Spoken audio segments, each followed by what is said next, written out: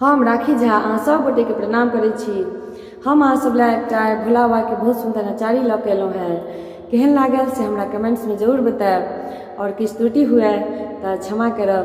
जय मिथिला, जय मैथिली, जय भोलेनाथ।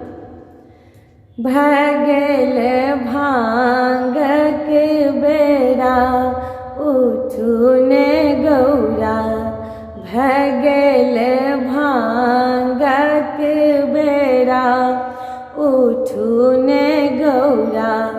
हम कोना उठब ईश्वर महादेव,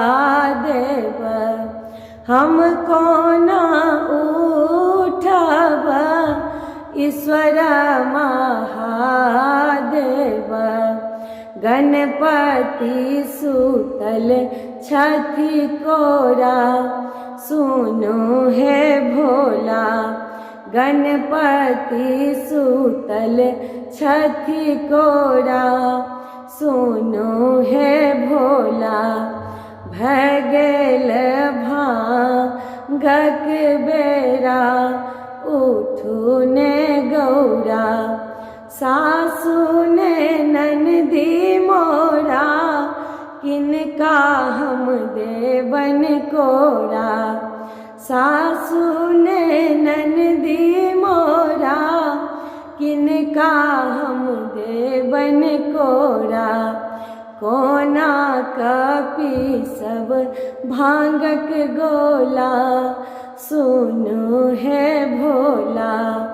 कोना कपी सब भांगक गोला, सुनो हे भोला। भऽ गेल भांगक बेरा उठू ने गौरा। आचर ओछाए दिया, गणपति सुताए दिया। आचर ओछाए दिया, गणपति सुताए दिया। तखन पीसू भांगक गोला, सुनो हे गौरा। तखन पीसू भांगक गोला, सुनो हे गौरा। भऽ गेल भांगक बेरा उठू ने गौरा।